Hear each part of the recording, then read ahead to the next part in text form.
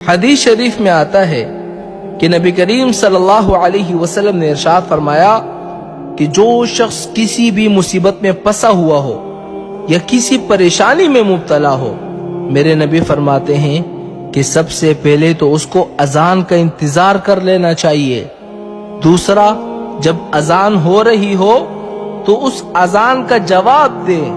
اور تیسرا میرے نبی فرماتے ہیں کہ جب اذان ختم ہو جائے، میرے نبی فرماتے ہیں کہ میں تمہیں ایک ایسی دعا سکھلاتا ہوں، اذان ختم ہونے کے بعد وہ دعا جب تم پڑھ لو گے اور اس دعا کے پڑھنے کے بعد تم جو بھی دعا مانگو گے اپنی حاجت کے لیے، کسی مصیبت میں مبتلا ہو یا کسی پریشانی میں تم مبتلا ہو، اگر تم وہ دعا پڑھنے کے بعد جو بھی دعا کرو گے، میرے نبی فرماتے ہیں تمہاری ہر حالت میں وہ دعا قبول کی جائے گی۔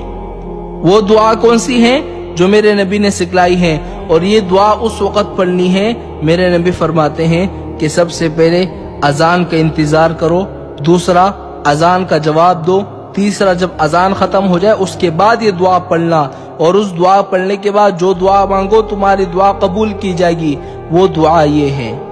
اللہم رب هذه الدعوة الصادقة المستجاب لها دعوة الحق وکلمة التقوى احینا علیہا وامتنا علیہا وابعثنا علیہا واجعلنا من خیار اہلہا احیاء وامواتا۔ یہ وہ دعا تھی جو شخص اذان ہونے کے بعد یہ دعا پڑھ لیتا ہے، اور دعا پڑھنے کے بعد اپنے لیے جو بھی دعا کرے، کسی کے لیے بھی دعا کرے،